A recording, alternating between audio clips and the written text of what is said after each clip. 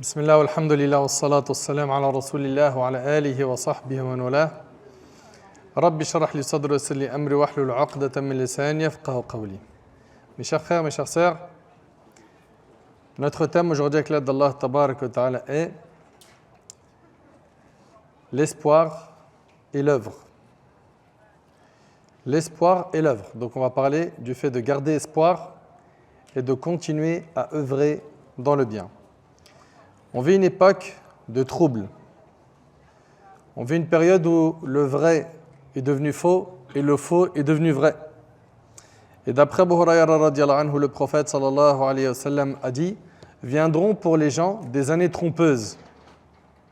Viendront pour les gens des années trompeuses, au cours desquelles le menteur sera déclaré véridique, l'homme véridique sera déclaré menteur. On considérera le traître comme étant digne de confiance, et l'homme digne de confiance sera accusé de traître. On vit cette époque. Et au cours desquels l'homme inapte se prononcera. Le prophète il a utilisé le terme ar-ruwaybida. Il a dit, dans cette période-là de trouble, les ruwaybida vont se prononcer. Et on a demandé au prophète qui est ar-ruwaybida. Et le prophète a dit, ar-ruwaybida c'est qui? C'est l'homme vil, doté de peu de science, qui se prononcera dans les affaires du peuple. Et c'est rapporté par Ibn Majah. Et qu'est-ce qu'on en a plein des ruwaybida? Des gens clairement vils, qui ont peu de science et qui se prononcent sur les affaires du peuple. Moi, je pense que dans le pays, on devrait faire ça. Je pense que la communauté devrait faire ça. Tu n'as ni science, ni clairvoyance, ni sagesse, et tu te prononces. Dans ce climat électrique, il est important de rappeler aux musulmans et musulmanes qu'il ne faut pas perdre espoir en Allah Tabarak wa Ta'ala et qu'il faut continuer à construire. Comme vous le savez, cette vie n'est pas stable. Cette vie contient du bon et du mauvais, des moments de joie et des moments de tristesse, de l'espoir et parfois du désespoir. Mais l'espoir, c'est le moteur qui aide à surmonter les épreuves. Ce qui pousse un commerçant à voyager et prendre des risques, c'est son espoir de gagner de l'argent. Ce qui fait qu'un étudiant veille à réviser et à faire beaucoup d'efforts, c'est son espoir de réussir son année. Ce qui fait aimer aux malades ces médicaments amers, c'est son espoir de guérir. Et ce qui encourage le croyant à délaisser ses passions illicites et à obéir à Allah Tabarak wa Ta'ala, c'est son espoir d'obtenir sa satisfaction et son paradis. Comprenez que l'espoir est très important dans la vie d'un musulman. Une vie sans espoir est une vie très difficile. Et pour aller droit au but, notre thème va être divisé en 4 parties. 4 points. Le premier, c'est l'interdiction de désespérer, même si on vit des temps difficiles. Le deuxième point sera l'importance de l'espoir dans la vie du musulman. Le troisième point, c'est les sources d'espoir chez le musulman. Et quatrièmement, ce sera une conclusion. Premièrement, il ne nous est pas permis en tant que musulmans de désespérer. Allah Tabarak wa Ta'ala dit: قال ومن يقنط من رحمة ربه إلا الظالمون إلا الضالون قال ومن يقنط من رحمة ربه إلا الضالون. Il dit: et qui désespère de la miséricorde de son Seigneur sinon les égarés. Donc il n'y a que les égarés qui désespèrent de la miséricorde d'Allah Tabarak wa Ta'ala. Et les savants sont unanimes sur le fait que le désespoir est un grand péché. C'est un grand péché. Même si on vit des temps très durs, on n'a pas le droit de désespérer. Le noble compagnon Abdullah ibn Mas'ud radiyallahu anhu, il a dit: Al-kaba'iru arba'. Il a dit les grands péchés sont nombre de 4.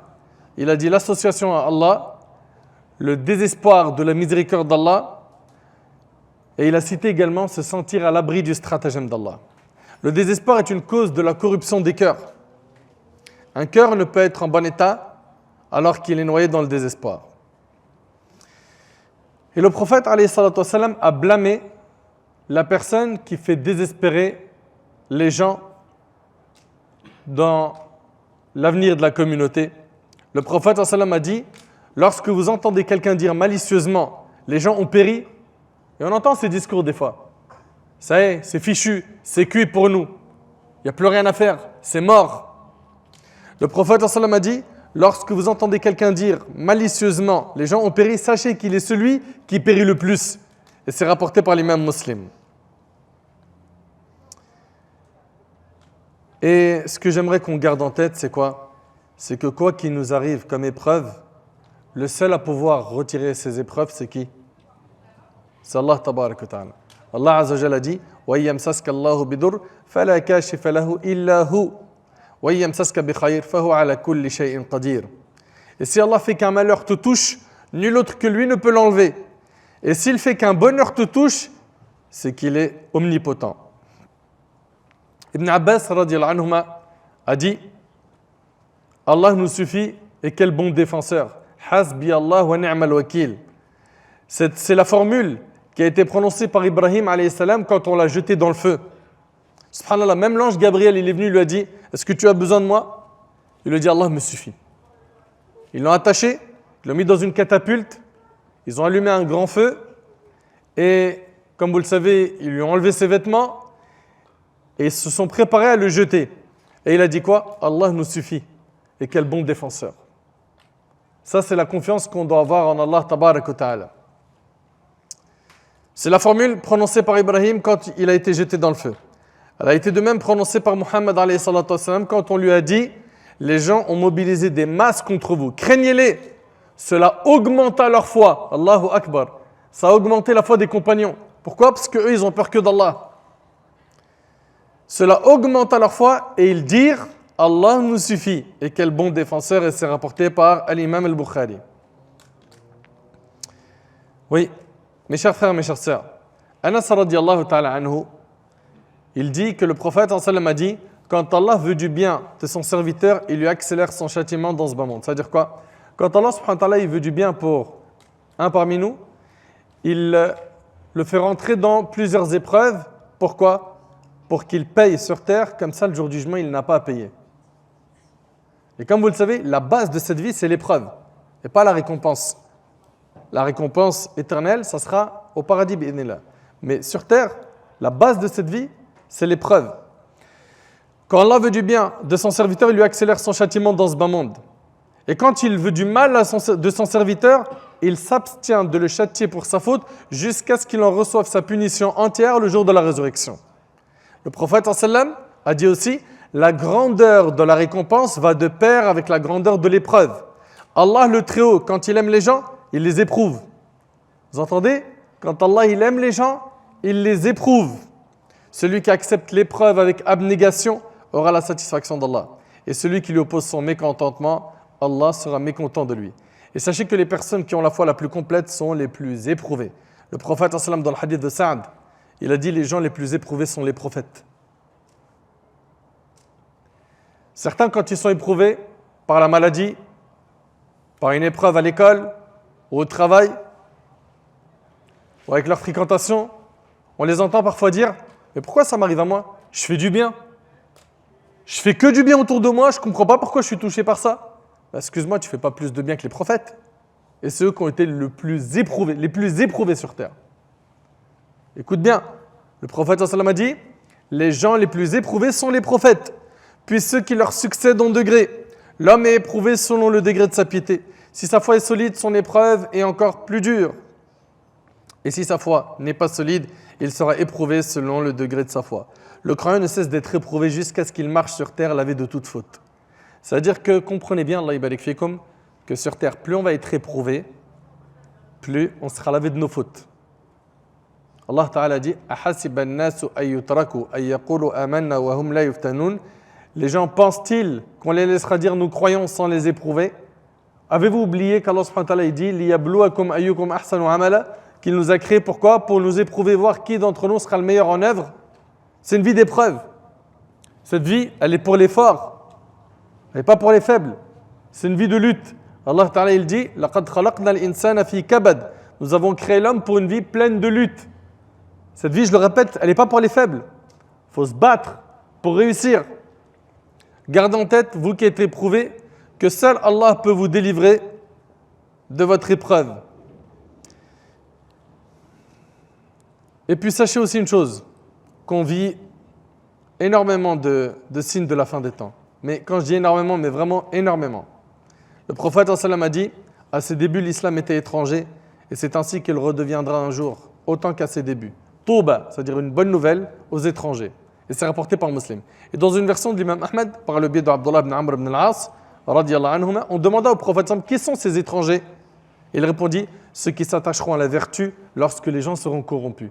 S'attacher à la religion quand les gens ne voudront plus entendre parler du dîn, c'est ces gens-là qui auront des bonnes nouvelles le jour du jugement, bi'idhnillah. C'est pour ça, accrochez-vous. Même si autour de vous, les gens ils disent vas-y, avec tes hadiths là. Ou l'autre qui dit ouais, les imams, ouais, t'as raison. Ok? Ouais, vous c'est les savants? Ouais, ok, d'accord. Laisse-nous faire à notre sauce. Accrochez-vous. Et vous ne laissez pas perturber par ces discussions, par ces discours. Le prophète alayhi salatu wassalam a dit en ce sens que viendra un temps où la condition de celui qui voudra rester ferme sur sa religion sera comparable à celle d'un homme qui tient une braise dans la paume de sa main, et c'est rapporté par Tirmidhi. Une braise de feu. Qui aujourd'hui est capable de tenir une braise de feu dans sa main? Personne. Et le prophète sallallahu alayhi wa sallam a dit, il y aura certes après vous des jours de patience. Celui qui à cette époque s'accrochera à ce sur quoi vous êtes, c'est-à-dire au dîn, aura la récompense de 50 d'entre vous. Ils ont dit, ô messager d'Allah, ou d'entre eux, il a dit plutôt d'entre vous. C'est-à-dire qu'écoutez bien s'il vous plaît, celui qui va s'accrocher à la religion, alors que c'est difficile à notre époque, et qui tient bon, il a la récompense de 50 compagnons du prophète alayhi salatu wassalam. Je ne sais pas si tu réalises, c'est immense. Mais vous savez c'est quoi notre problème? C'est qu'on est trop pressé de voir vite du résultat, la réforme de la société, la réforme des gens autour de nous. Et le prophète sallam dans le hadith de Khabbab, il a dit, mais vous vous empressez beaucoup trop. Et c'est rapporté par l'imam al-Bukhari. On est hâtif, on veut du résultat trop vite. Notre bien-aimé alayhi salatu wassalam a patienté face aux épreuves.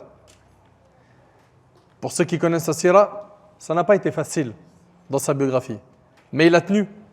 Et il a connu par la grâce d'Allah tabarak wa ta'ala la délivrance, le soutien d'Allah tabarak wa ta'ala. Lorsqu'il se retrouve avec son compagnon Abu Bakr as-Siddiq radiyallahu anhu dans la grotte de Thawr et que l'ennemi était proche de Nabi alayhi salatu wassalam et d'Abu Bakr, qu'est-ce qu'il lui a dit le prophète sallam? Il lui a dit, quelle crainte as-tu au sujet de deux personnes dont le troisième compagnon est Allah? Regardez la confiance qu'il avait alayhi salatu wassalam en Allah tabarak wa ta'ala. Et également, le prophète sallam, et ça c'est une grande leçon, pendant la bataille des coalisés, vous connaissez tous la bataille des coalisés normalement, en l'an 5 de l'Hégire, lorsque le prophète sallam, il apprend que Quraysh et Ratafan ont réuni une grande armée, ils étaient 10 000 à venir combattre Médine, le prophète sallam concerte les compagnons et puis à la fin, l'idée qui lui est donnée c'est quoi? C'est de creuser un fossé à l'entrée de Médine, l'entrée la plus visible de Médine. Et c'était l'idée de Salman el-Farisi, Salman le Perse. Le prophète sallam va faire cela avec les compagnons. Et pendant qu'ils sont en train de creuser, ils n'ont pas mangé depuis plusieurs jours. L'état est difficile. Il y a l'ennemi qui approche. Les conditions sont dures. Les compagnons ont abandonné leur famille. Ils sont en train de se préparer à recevoir une grande armée. Pendant ce temps-là, le prophète sallam, il donne espoir aux compagnons. Et là, il y a un message que j'adresse à tous ces et celles qui écoutent attentivement le discours.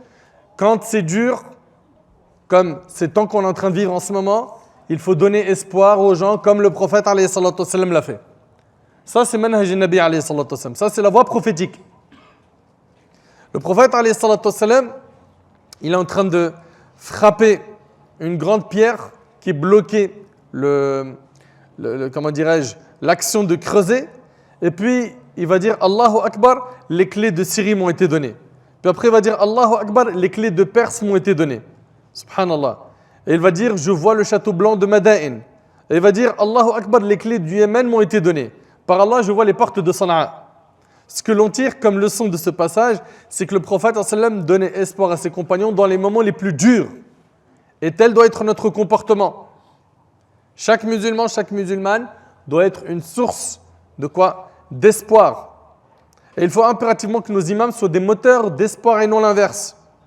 Avoir un discours défaitiste en disant c'est fichu pour nous, ça y est, c'est la fin, C'est pas ce qu'a fait le prophète alayhi salatu wassalam. Et puis, je rappelle que quand on appelle Allah tabaraka wa ta'ala, on est responsable de la transmission du message et pas du résultat. Il y en a plein, ils disent « Oh, mais t'as pas remarqué que cette catégorie de gens, ils n'écoutent plus. Le discours, il est plus audible chez eux. » Bien évidemment, celui qui fait da'wah, il doit être intelligent et sage. Savoir quand parler, comment parler, quels mots utiliser, quel ton utiliser. Faire très attention à ce que le discours soit bien cadré. Mais si en faisant les causes nécessaires, en faisant da'wah, il n'y a pas de résultat, est-ce que vous pensez qu'on a une obligation de résultat dans la da'wah? Non. Il y a même des prophètes, ça c'est le prophète alayhi salatu wassalam qui le dit, qui viendront le jour du jugement, ils n'ont été suivis par personne. Je ne sais pas si vous réalisez. C'est énorme. Le hadith, il est rapporté par Muslim.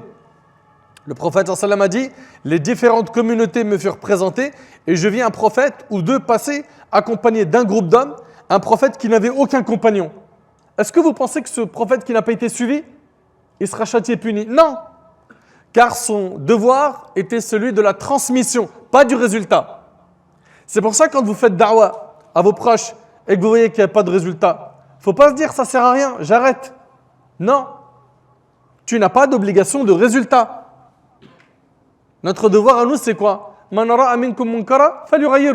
prophète il a dit, celui qui voit un acte blâmable, qu'il le change comment? Avec sa main, s'il ne peut pas avec sa langue, s'il ne peut pas, c'est avec son cœur. C'est-à-dire le minimum, c'est que tu réprouves cet acte par ton cœur, mais que tu restes insensible face à la désobéissance au péché et tu dis, ouais, vas-y, qu'on s'en fiche, de toute façon tout le monde le fait, c'est que ton cœur il est accidenté. Il faut que tu le soignes vite. Il faut que tu le soignes vite. Donc comprenez qu'on n'a pas de devoir de résultat. Et gardons espoir.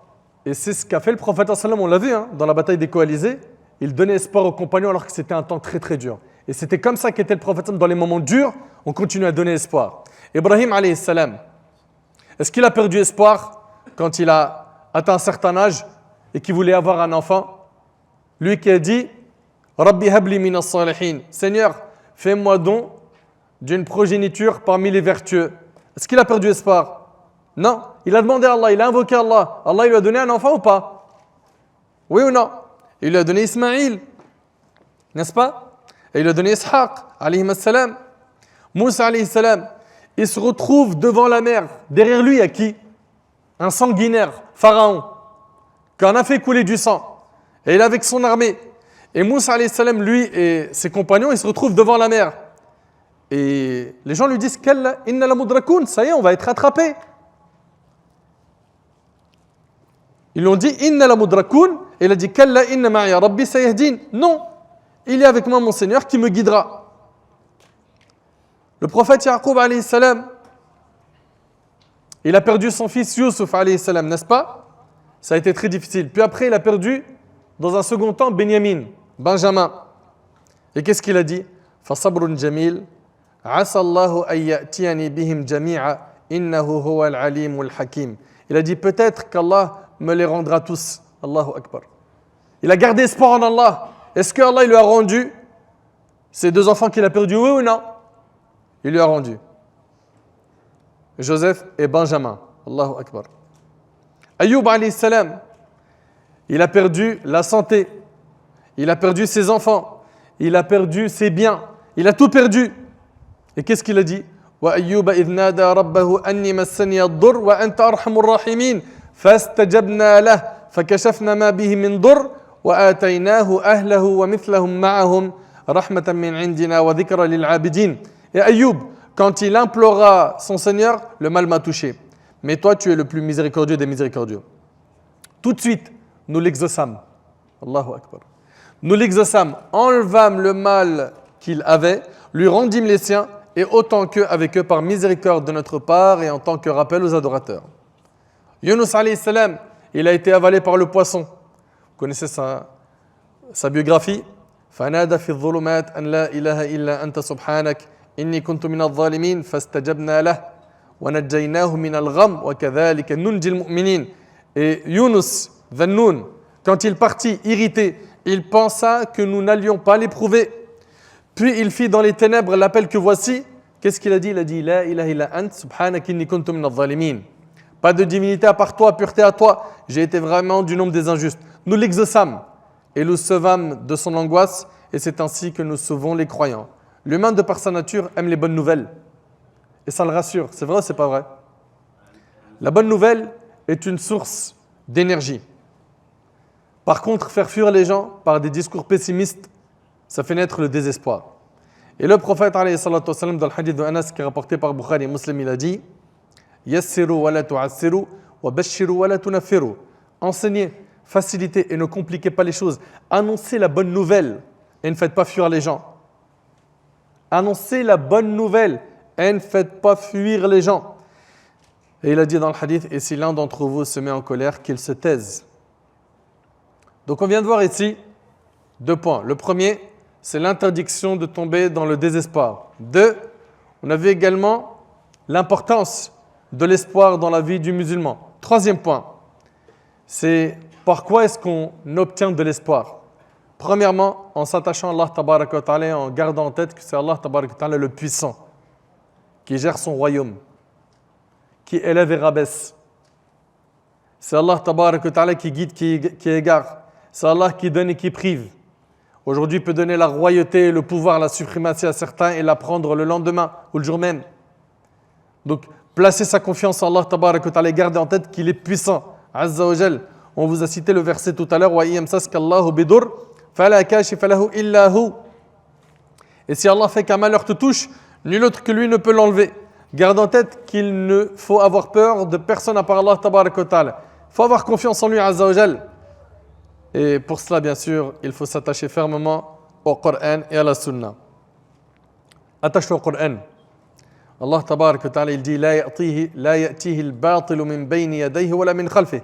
Le faux ne l'atteint d'aucune part, ni par devant ni par derrière. C'est une révélation émanant d'un sage digne de louange. Le Coran, le faux ne l'atteint pas. Le Coran, c'est notre guide. Le Coran, c'est là où on va prendre notre énergie, c'est là où on va comprendre comment est-ce qu'on doit se comporter, c'est là où on va s'éduquer. C'est avec le Coran. Le prophète sallam n'a-t-il pas dit que le Coran c'est un argument pour nous ou contre nous? C'est pas par le biais du Coran qu'Allah élève certains et en rabaisse d'autres. Ce Coran-là, soit il sera témoin pour nous, soit contre nous le jour du jugement. Quelle relation est-ce qu'on a avec le Coran? On cherche tous des solutions, et la plupart des gens, ils cherchent des solutions miracles. Pour élever la Ummah, pour changer la situation, pour avoir une réforme. Allah Ta'ala dit Inna Allah la yughayyiru ma biqawm hatta yughayyiru ma bi anfusihim. Allah ne change pas l'état d'un peuple, ça c'est coranique. Allah ne change pas l'état d'un peuple tant qu'ils n'ont pas changé ce qu'il y a en eux-mêmes. Le changement, il commence par toi et moi. Mais comme on ne veut pas se regarder dans le miroir et qu'on a cette facilité à voir le mal chez les autres, en fermant les yeux sur nos défauts, voilà, il n'y a pas de changement. La situation restera la même. Mes chers frères, mes chères sœurs, certes aujourd'hui, les temps sont durs pour les musulmans, que ce soit en France ou ailleurs. Mais je vous rappelle tout de même qu'il y a eu de belles évolutions ces dernières années. J'en parlais avec mon cher Hafidahullah. Et puis, on lui disait, est-ce qu'en 1950, la France, qui avait eu une première vague d'immigrés, est-ce qu'il y avait à cette époque-là des mosquées, etc. Il m'a dit, mais jusqu'en 70. En 1970, c'était désertique dans ce pays. Que ce soit pour manger halal, pour prier dans des mosquées. J'ai même parlé avec le responsable de la mosquée. Il m'a dit qu'ils avaient même eu un arrangement avec une église à Ménilmontant pour faire la khutbah de Jumu'ah, parce qu'ils n'avaient pas de mosquée.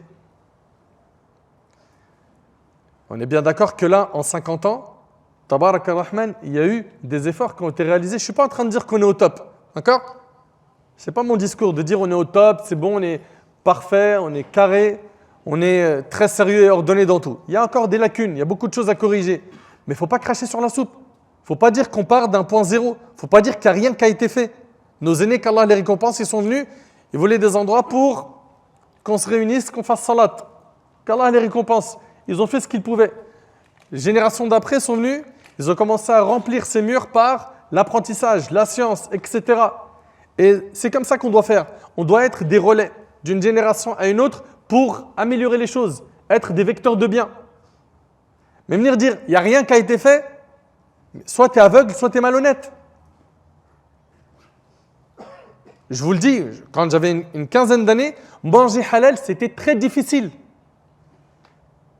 C'était très difficile. Peut-être vous, non, j'ai une vingtaine d'années peut-être en moyenne ici qui est devant moi. J'ai le double de votre âge. Je peux vous le dire qu'à 20 ans, ce n'était pas comme ça. Il n'y avait pas d'école arabe, il n'y avait pas d'endroit pour apprendre l'ilm, etc., etc. Et par la grâce d'Allah, ça évolue. Maintenant, qu'est-ce qu'il faut faire? Deux choses l'une. Soit on reste à faire des constats. Et je me souviens, je vous en avais parlé, j'en ai parlé une fois à mes élèves. Le frère Fateh du site Al-Kanz. Peut-être vous le connaissez, le site alkanz.org. Je me souviens qu'il y avait quelqu'un qui avait écrit en commentaire « Salam alaikum, dans la Oumma on n'a pas ça, il manque ça, on n'a pas ça, il faut ça, il n'y a pas ça, c'est dommage ça, ceci, ça. » Il a dit « Ok, parfait. Toi, tu proposes quoi pour changer les choses? À ton échelle, tu vas faire quoi? » Silence radio.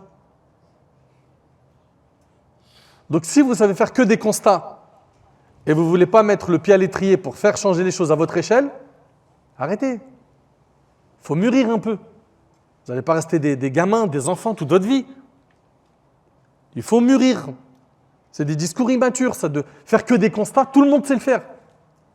Ouais, non, ce responsable-là, ce qu'il a fait, regarde cet imam, ce qu'il a dit. Ouais, et toi, tu fais quoi, toi? Tu te mouilles pas. Tu es sur le banc de touche, en train de jouer à la PlayStation, ou tu es dans les restaurants, ou sur Netflix, ou sur les réseaux sociaux, en train de t'éclater sur des stories. Et eux, ils se mouillent. Eux, ils bougent. On n'est pas en train de dire qu'ils font les choses de la meilleure manière, mais viens, rejoins leur rang. Passe du rang des spectateurs aux acteurs. Et montre-nous ce que tu sais faire. Donne du mieux que tu peux. Donc là, en 60 ans, par la grâce d'Allah, il y a eu des choses qui ont été améliorées. Et je vous demande juste de méditer sur ces informations et sur l'évolution de la Oumma aujourd'hui, car nous ne sommes pas, certes, au top, mais il faut continuer à œuvrer dans le bien. Et pour terminer, à l'échelle individuelle et à l'échelle collective, il faut qu'on fasse le nécessaire pour relever le niveau. Ça veut dire quoi, relever le niveau? Ça veut dire aider la Oumma à progresser. À l'échelle individuelle, c'est par ma réforme. C'est en me prenant en main sérieusement. Mes péchés à moi ont un effet néfaste sur la communauté musulmane. Ça, il faut bien le comprendre, ça. Les péchés des afrad, des personnes en individuel, ont un impact négatif sur la société. Commence par toi. Avant de vouloir sauver le monde, okay, parce qu'on voit beaucoup de gens, ils sont là, il va conseiller toute la planète, et lui, excusez-moi, je vais parler un peu sans filtre, okay, mais bon, quand la bouteille elle est pleine, il faut dire les choses avec un langage qui est clair. Il est là, il est en train d'essayer de soigner le monde, et son temps, il le passe sur des images pornographiques. Il est là en train de déchirer son cœur avec des clips, ou bien il est dans des paris sportifs. Ok? C'est-à-dire, lui-même, il se fait énormément tort à son âme et il prétend qu'il n'a rien à soigner. Commence déjà par comprendre que tu dois commencer par toi.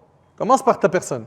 Okay? Tu connais tes problèmes spirituels, tes problèmes de cœur, tu connais tes failles, tu connais les soucis que tu as dans ta pratique religieuse, l'abandon de la prière, le fajr qui n'est pas prié, tu dors sans avoir fait tel salat, tu fais sortir des prières de leur temps normal, tu parles avec une fille dans le haram, elle parle avec un garçon normal, il se lâche, sous prétexte zama qu'on va se marier, puis après, rapidement, il se retrouve à frôler la fornication ou à commettre zina.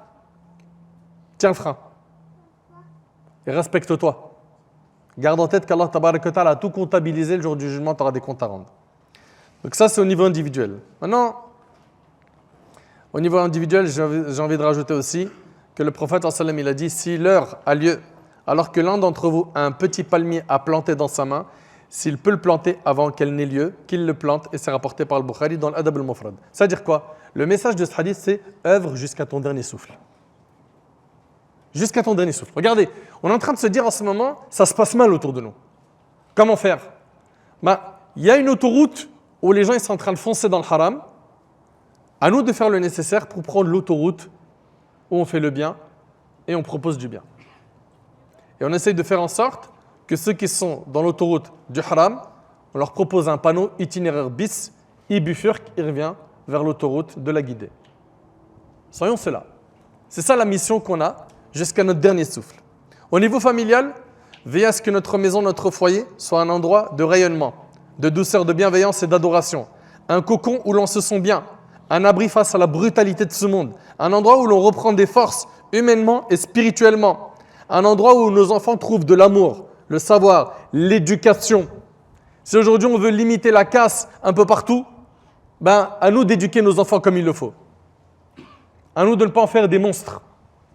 De faire en sorte qu'ils soient sur le dîn d'Allah tabarak wa ta'ala. Donc j'ai dit, un endroit où nos enfants trouvent l'amour, le savoir et l'éducation dont ils ont besoin pour devenir des adultes forts, bienveillants et épanouis. Et au niveau collectif, à nous de nous associer à ces associations compétentes, qualifiées, qui sont sur le terrain, qui sont sur des plans juridiques ou bien humanitaires, qui sont sur des projets d'éducation, et main dans la main, on construit une société épanouie, mais comprenez qu'il y a une responsabilité individuelle, il y a une responsabilité familiale et une responsabilité collective dans nos quartiers avec les éducateurs, en encadrant nos jeunes, en parlant à nos enfants, en les conseillant avec bienveillance, car attention, il est hyper important de préciser que dans nos quartiers, on pointe souvent nos quartiers en disant que c'est des pestiférés, etc. Mais beaucoup d'entre eux sont des braves qui peuvent réussir. S'ils se donnent les moyens, à nous de les accompagner justement pour qu'ils puissent réussir. Et pour terminer, gardons confiance en Allah tabarak wa ta'ala et espoir en lui. Restons droits dans nos bottes et ne changeons pas d'un cheveu dans le chemin de la droiture. Investissez-vous à fond pour faire le bien. Également, solidifions nos structures, les associations, en se réunissant, en faisant des réunions, en discutant, en s'entraidant. Soyons unis et soutenons-nous les uns les autres. Et pour terminer, les non-musulmans ne lisent ni le Coran ni les hadiths, ils nous lisent nous. Soyons des ambassadeurs de l'islam, laissons voir la sunna du prophète en nous, ayons un comportement exemplaire et répandez la beauté de l'islam en la pratiquant correctement. J'implore Allah tabarak wa ta'ala de nous faciliter, de toujours garder espoir et de toujours œuvrer jusqu'à notre dernier souffle. Vous avez compris, le titre, c'est le message que je voulais véhiculer, c'est espère, l'espoir et l'œuvre. Ressors de cette conférence avec ces deux mots et fais le nécessaire pour qu'ils se traduisent par une mise en pratique. Sallallahu subhanahu wa ta'ala yataqabbal minna wa minkum salih al-a'mal. هذا والله أعلم سبحانك اللهم بحمدك أشهد أن لا إله إلا أنت أستغفرك وأتوب إليك وآخر دعوانا الحمد لله رب العالمين